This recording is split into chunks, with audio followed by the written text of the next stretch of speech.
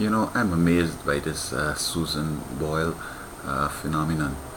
Um, Subjective judging is something else. I mean, if it were like 2 plus 2, we know for sure that whoever came with 4 was right.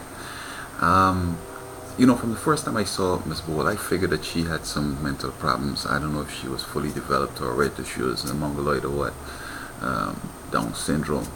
But subconsciously, we all seem to recognize that there's a special needs lady, and we tend to, like with the American with Disability Act, we tend to give them the sympathy and the understanding that we think that they deserve.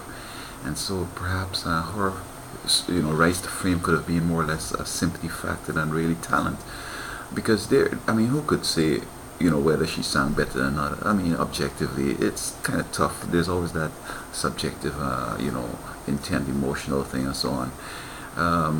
I think that singers are getting a sort of a population, a kind of popularity with a concept that we're not defining clearly. In other words, when somebody sings well, you'd assume that they wrote the words and they wrote the music, like back on these other people, and so that give them big status. But today, you could get somebody who looks pretty, and do some facelift, whatever, and give them some music and a song, and they sing, and then they become famous.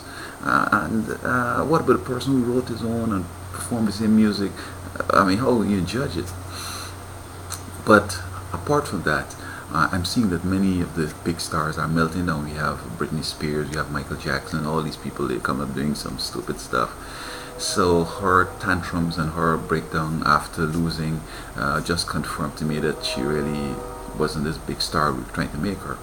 And so I think here on out, we need to give people a break who not only have an obvious talent, but who are all rounded.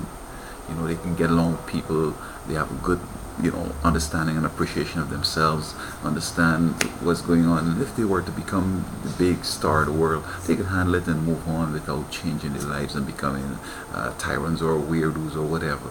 And so my sympathies are to her, and I hope that she recovers very quickly. But we need to be able to find a way where people who are at the top of the world are really all rounded and should be really on top of the world.